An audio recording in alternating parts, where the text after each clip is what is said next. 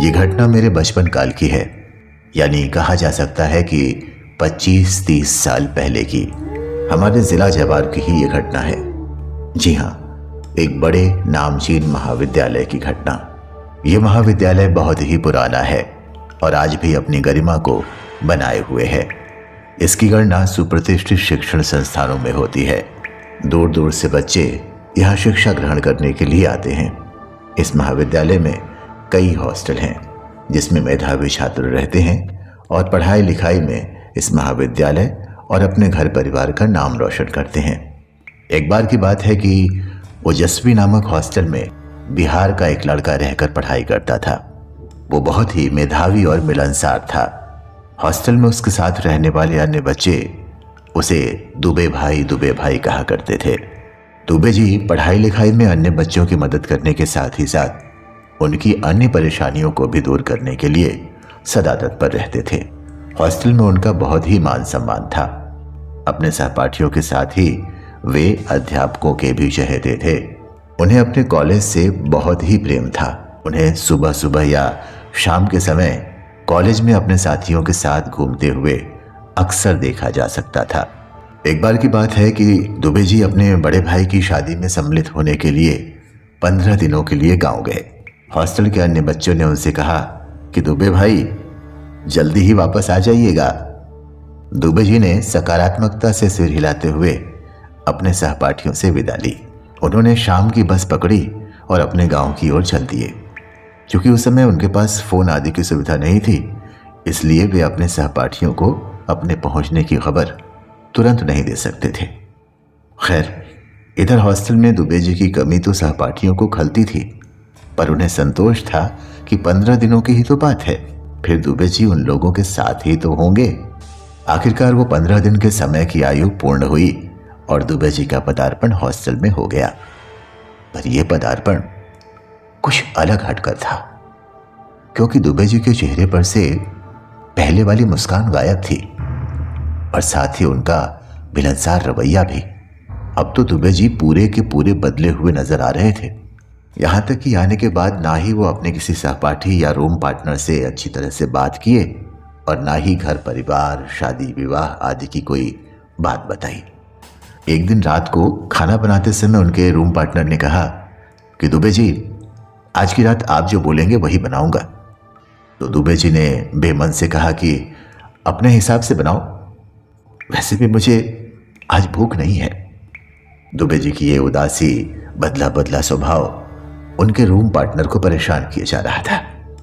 वो सोच रहा था कि कब कोई दुबे जी के घर का व्यक्ति आए और वो उनसे बात करे, क्योंकि उस रूम पार्टनर के लिए दुबे जी अब रहस्यमयी होते जा रहे थे। क्योंकि वे हर बात को टालने के साथ ही कभी कभी दिन भर गायब भी रहते थे। एक दिन तो एक ऐसी भयावह रोंगटे खड़ी करने वाली घटना घट गई कि रूम पार्टनर बेचारा बीमार पड़ गया और छुट्टी लेकर 1 हफ्ते के लिए उसे गांव जाना पड़ा। हुआ ये कि एक दिन सवेरे सवेरे रूम पार्टनर उठकर टहलने चला गया था। उधर से ही कहीं से नीम की दातून तोड़ लाया था। उसने देखा था कि जाते समय तो दुबे जी अपनी खाट पर सोए थे, पर आने पर उसने पाया कि दुबे जी तो रूम में है ही नहीं। खैर, उसे लगा कि कहीं गए होंगे, अभी आ जाएंगे। उसके बाद वो कमरे में टंगे एक बड़े शीशे में देखते हुए अपने बालों में कंघी करने लगा। अचानक उस शीशे में उसे दुबे जी का चेहरा दिखाई दिया। वो चौंक गया और पीछे मुड़कर देखा तो पीछे दुबे जी थे ही नहीं। फिर वो डरते डरते शीशे की ओर मुड़ा तो शीशे में दुबे जी का चेहरा नहीं दिखा। वो एकदम से परेशान हो गया और थोड़ा डरते हुए अपनी खाट की ओर बढ़ने लगा। खाट के पास पहुंचकर देखता है कि दुबे जी तो अपनी खाट पर सोए हैं। अब तो उसकी सिट्टी पिट्टी गुम, क्योंकि जब वो आया था तो दुबे जी कमरे में नहीं थे और अंदर से उसने दरवाजे की सिटकिनी भी तो लगा दी थी। तो फिर दुबे जी अंदर आए कैसे? वो उस समय इतना डर गया कि बिना दुबे जी को जगाए रूम से बाहर निकल गया और बगल वाले सहपाठी के रूम में चला गया। पर उसकी बेचैनी कम होने का नाम ही नहीं ले रही थी और उसे यह भी लग रहा था कि अगर ये बात वो किसी से बताता है तो कहीं लोग उस पर हंसने ना लगे, कहीं उसका मजाक ना बना दें। खैर, वो कोई बहाना बनाकर उस सहपाठी को अपने कमरे में लेकर आया और बात करते करते हिम्मत करके दुबे जी को जगाया। जब दुबे जी जगे तो उनसे थोड़ा दूर रहते हुए ही उसने दुबे जी से कहा कि उसकी तबीयत ठीक नहीं लग रही है, उसे तेज बुखार है, इसलिए वो 1 हफ्ते के लिए गांव जा रहा है। इससे पहले कि दुबे जी को समझे या उस रूम में आया हुआ उनका सहपाठी को समझे, वो धीरे से अपना छोटा सा बैग उठाया और तेजी से कमरे से निकल गया। दुबे जी और उसका सहपाठी बस एक दूसरे को देखते ही रह गए और चाह कर भी उसे जाने से रोक नहीं सके। खैर 1 हफ्ते का समय बीत गया और दुबे जी का डरा सहमा रूम पार्टनर फिर से हॉस्टल में आ गया, पर अब वो भी कमरे में कम ही रहता और कोई न कोई बहाना बनाकर बगल में रह रहे सहपाठियों के कमरों में चला जाता या फिर पुस्तकालय में। रात को जल्दी से खाना पीना बनाकर खा पीकर कोई पुस्तक आदि लेकर सोने के लिए भी अब वो किसी सहपाठी के कमरे में ही चला जाता, पर पूरी कोशिश करता कि उसे दुबे जी के साथ न रहना पड़े।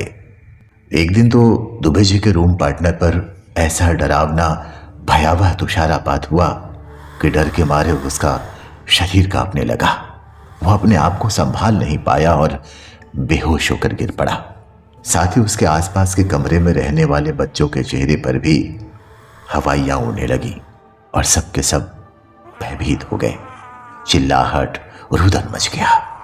हुआ ये कि एक दिन दुबे जी का रूम पार्टनर सुबह सुबह अपने कुछ सहपाठियों को अपने रूम में बुला लिया था और सबके लिए चाय बना रहा था। दुबे जी सुबह सुबह ही बिना बताए कहीं निकल गए थे। अचानक दुबे जी के उस रूम के दरवाजे पर कुछ अस्पष्ट शोर को सुनाई दिया। फिर कमरे के दरवाजे को बाहर से कोई तेजी से भड़भड़ाने लगा। दुबे जी के रूम पार्टनर ने दरवाजा खोला तो देखता है कि दरवाजे पर उसके हॉस्टल के ही डरे सहमे कुछ बच्चे, दुबे जी के पिताजी और उनके बड़े भाई खड़े हैं। दुबे जी के पिताजी की आंखों से आंसू झर रहे थे और उनके बड़े भाई के चेहरे पर भी असीम मायूसी छाई हुई थी। दुबे जी का रूम पार्टनर इन दोनों को पहचानता था, इसलिए उसने आगे बढ़कर इन दोनों को प्रणाम किया और मायूस होकर बोला कि दुबे जी तो अभी कमरे में नहीं हैं, सुबह सुबह ही कहीं चले गए हैं, आधे 1 घंटे में आ जाएंगे, तब तक आप लोग अंदर आकर बैठिए, चाय पीजिए। ये सारी बातें दुबे जी का रूम पार्टनर स्थिति को भांपने की कोशिश करते हुए एक ही सांस में बोल गया। रूम पार्टनर की बात सुनकर वहां खड़ी उदास डरी हुई भीड़ में से कोई बोले, उसके पहले ही दुबे जी के पिताजी भपक कर रोने लगे और रोते रोते बोले, नहीं बेटा, वो कैसे आ सकता है, वो तो अब इस दुनिया में रहा ही नहीं। हम लोग तो उसका सामान लेने आए हैं बेटा, और कॉलेज को खबर करने। हाँ बेटा, हाँ। इतना कहते हुए दुबे जी के पिताजी और भी भपक कर रो पड़े। उनकी बात सुनते ही दुबे जी के रूम पार्टनर का शरीर पूरी तरह से कांपने लगा। दुबे जी के बड़े भाई रुआंसू होकर बोले, यहां से घर जाने के 2 दिन बाद ही वो मोटरसाइकिल से एक रिश्तेदार के घर जा रहा था। पता नहीं कैसे उसकी मोटरसाइकिल एक तेज आती ट्रक से टकरा गई थी और वो ऑन स्पॉट ही खाल के गाल में समा गया था। इतना कहते ही वे भी जोर जोर से रो पड़े। पता नहीं उनकी बात दुबे जी का रूम पार्टनर पूरा सुन पाया था या नहीं, वो तो बेहोश होकर गिर पड़ा था। बाकी सारे बच्चों को भी ठकुआ मार गया था और उन सब की आंखों में आंसू आ गए थे। अधिकांश बच्चे कांप भी रहे थे। बच्चों के दिमाग में बार बार यही बात चल रही थी कि क्या वे लोग 10-15 दिनों से किसी भूत के साथ रह रहे थे। क्या उनके हॉस्टल में जो लड़का रह रहा था वो आत्मा थी? क्या वो दुबे जी का भूत था? खैर, उस दिन के बाद से दुबे जी का भूत फिर कभी हॉस्टल में नहीं आया, पर कई महीनों तक हॉस्टल के सारे बच्चे खौफ में जीते रहे और दुबे भाई के रहने वाले कमरे में ताला लटकता रहा। लोग कहते रहे कि दुबे भाई को अपने हॉस्टल से बहुत ही लगाव था, इसलिए स्वर्गीय होने के बाद भी वे हॉस्टल का मोह छोड़ न सके। अब आप सोचिए कि दुबे जी के रूम पार्टनर पर क्या बीती होगी या बीत रही होगी, जो एक आत्मा के साथ 15 दिनों तक एक ही कमरे में रहा।